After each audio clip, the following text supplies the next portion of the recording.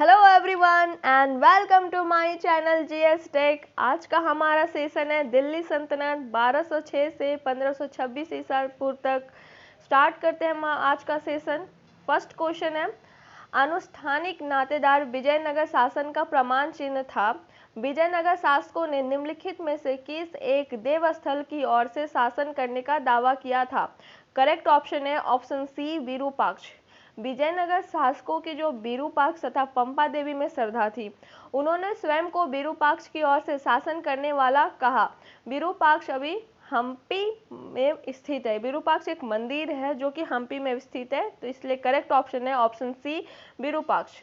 Next question है, राजधानी को दिल्ली से दौलताबाद में स्थानांतरित करने के पीछे मोहम्मद बिन तुगलक का निम्नलिखित में से कौन सा या से कथन उद्देश्य सही है? तो तीनों उद्देश्य सही है।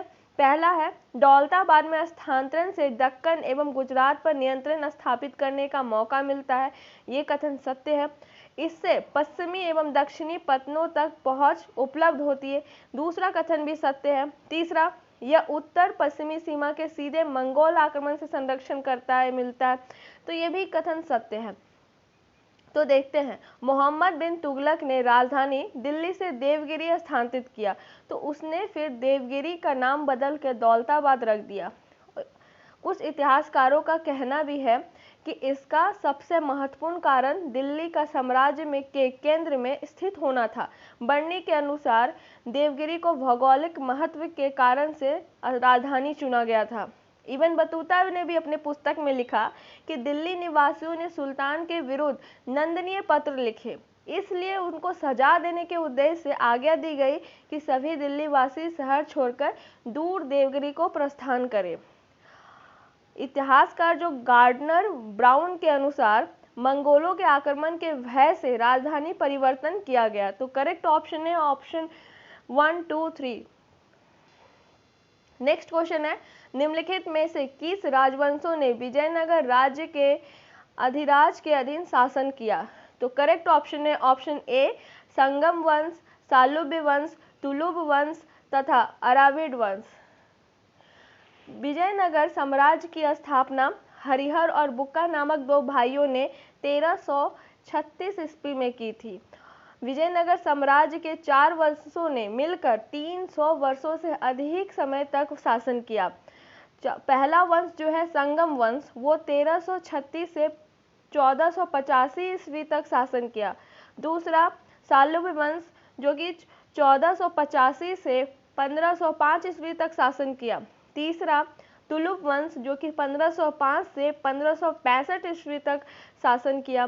चौथा अराविडु वंश जो कि 1570 से 1652 ईस्वी तक शासन किया। तो करेक्ट ऑप्शन है ऑप्शन ए। नेक्स्ट क्वेश्चन है, निम्नलिखित इमारतों में से किस एक में पहली मौजूद सही मेहराब यानी ट्रू आर्क पाई गई है? तो करेक्ट ऑप्शन है ऑप्शन सी सुल्तान बलवन का मकबरा। तो बलवन का मकबरा विशुद्ध इस्लामिक शैली से निर्मित है। भारत का यह पहला मकबरा है जो कि इस्लामिक शैली से निर्मित किया गया था। इसी में पहली बार वैज्ञानिक पद्धति से मेहराब का निर्माण किया गया है। तो करेक्ट ऑप्शन है ऑप्शन सी। नेक्स्ट क्वेश्चन है, विजयनगर साम्राज्य के राजाओं द्वारा धार्मिक परियोजनाओं के लिए उपयोग किए जाने वाले मंच यानी चबूतरे को क्या कहा जाता है? तो करेक्ट ऑप्शन है ऑप्शन ए महानवी डिब्बा। महानवी डिब्बा एक वर्गाकार मंच होता था जिसमें विजयनगर साम्राज्य के राजाओं द्वारा धार्मिक परियोजना जैसे कि युद्ध, खेल आदि देखने के लिए प्रयुक्त किया जाता था। वहीं ऑप्शन बी में जो है लोटस महल, तो लोटस महल जो है वो विजयनगर साम्राज्य के शाही परिवार की महिलाओं द्वारा प्रयुक्त किए जाने वाला एक पृथक क्षेत्र होता था। तीसरा जो है हजारा रामा जो है विजयनगर काल में सरोवर के किनारे बनाया गया मंदिर है। चौथा जो है विरूपाक्ष आप जान रहे एक मंदिर है जो कि विरूपाक्ष एक मंदिर है जो कि हम्पी में अवस्थित है। नेक्स्ट क्वेश्चन है, तुंगभद्रा नदी किस साम्राज्य का भरण पोषण करती थी? तो करेक्ट ऑप्शन है ऑप्शन बी विजयनगर। 1336 ईस्वी में हरिहर और बुक्का नामक दो भाइयों ने तुंगभद्रा नदी के किनारे स्मारक रूप से महत्वपूर्ण स्थान विजयनगर में अपने साम्राज्य की स्थापना की एवं संगम वंश की नींव रखी। सिंचाई कार्यों हेतु देवराय प्रथम ने हरिद्रा एवं तुंगभद्रा नदी पर बांध भी बनवाया। तो इस तरह से करेक्ट ऑप्शन है option B Vijayanagar. Next question है, Niccolo de Conti, Abdul Razzaq, Afanasy Nikitin और फरनाओ नूनीज ने किस साम्राज्य की यात्रा की? तो करेक्ट ऑप्शन है ऑप्शन बी विजयनगर का साम्राज्य। देवराय प्रथम के शासनकाल के अंतिम दिनों में प्रसिद्ध इटली यात्री जो थे वो निकोलो द कॉन्टी वो भारत आए थे। उन्होंने एक बुक भी लिखा जिसका नाम है ट्रेवल ऑफ निकोलो कॉन्टी। उसमें देवराय प्रथम को शक्तिशाली राजा कहा गया है और फारसी यात्री अब्दुल रजाक ने देवराय द्वितीय के शासनकाल में 1442 में विजयनगर की यात्रा की थी। उसे खुरासान से सुल्तान मिर्जा शाहरुख ने अपने दूत के रूप में भेजा था। अब्दुल रजाक विजयनगर को संसार जितने भी उसने संसार देखे थे उसमें से सबसे भव्य विजयनगर को मानता था। अफनासी निकेतन रूसी यात्री था जिसने 1465 से 1472 के मध्य विजयनगर की यात्रा की थी और पुर्तगाली यात्री फरनाओ न्यूनेज ने 1535 से 1537 के मध्य अयुतराय के शासनकाल में विजयनगर साम्राज्य की यात्रा की थी। तो करेक्ट ऑप्शन है ऑप्शन बी विजयनगर का साम्राज्य। नेक्स्ट क्वेश्चन, हम्पी में विजयनगर के भग्नावशेष किसके द्वारा 1880 में प्रकाश में लाए गए? तो करेक्ट ऑप्शन है option A colonel Colin Mackenzie. Actually printing mistake है। तो कर्नल कॉलिन मैकेंजी ने दक्षिण भारत का पहला प्रमाणिक जियोग्राफिकल मैप प्रस्तुत किया। इन्होंने विजयनगर में भग्नावशेष को प्रस्तुत किया था। तो करेक्ट ऑप्शन है ऑप्शन ए। नेक्स्ट क्वेश्चन है, विजयनगर साम्राज्य पर संघातिक प्रहार किस युद्ध में हुआ था? तो करेक्ट ऑप्शन है ऑप्शन ए तालीकोटा में 1565 में हुआ था। राम राय के खिलाफ दक्षिण भारत के चारों मुस्लिम राज्य फर्स्ट अहमदनगर, बीजापुर, गोलकुंडा और बीदर, ये चारों मुस्लिम राज्य मुस्लिम महासंघ का निर्माण किया 1565 ईस्वी में। तालीकोटा युद्ध में राम राय को परास्त किया। नेक्स्ट क्वेश्चन है, राजा कृष्णदेव राय के संबंध में निम्नलिखित में से कौन सा कथन सही नहीं है?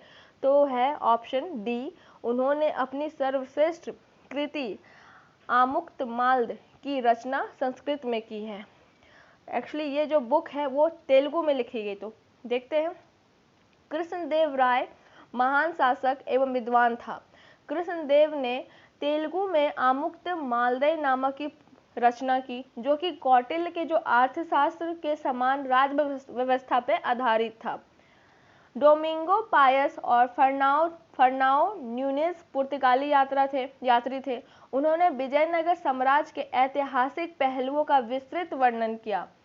कृष्णदेव राय के शासनकाल में एक अन्य पुर्तगाली यात्री बारबोसा ने भी विजयनगर की यात्रा की। उसने कृष्णदेव राय को श्रेष्ठ प्रशासन व धर्म निरपेक्षता की प्रशंसा खुले शब्दों में की।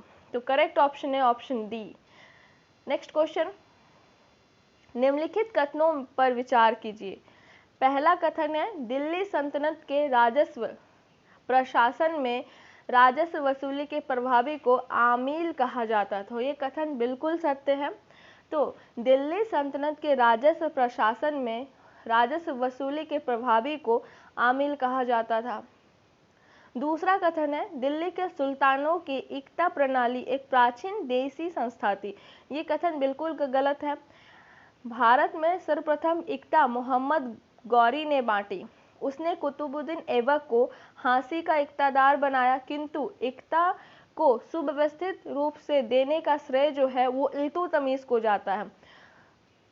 इक्ता एक ऐसा भू क्षेत्र था जो सैनिक व असैनिक अधिकारियों, मुख्यतः सैनिक को उस क्षेत्र के प्रशासनिक संचालन के लिए दिया जाता था।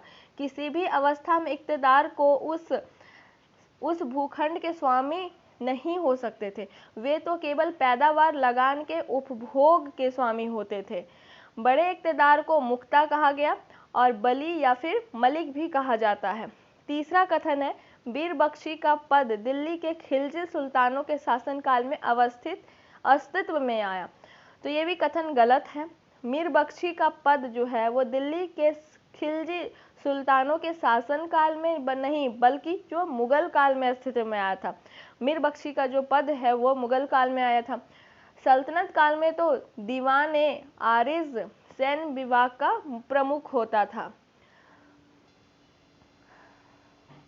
विजयनगर के शासक कृष्णदेव राय की कराधान व्यवस्था में संबंधित निम्नलिखित कथनों पर विचार कीजिए। दो कथन दिए हुए हैं। भूमि की गुणवत्ता के आधार पर भू राजस्व की दर नियत होती है। दूसरा कथन है, कारखानों के निजी स्वामी एक औद्योगिक कर देते हैं। दोनों कथन सत्य है, सही है। तो विजयनगर के शासक कृष्णदेव राय के समय लगान का निर्धारण भूमि की उत्पादकता और उसकी स्थिति के अनुसार किया जाता था।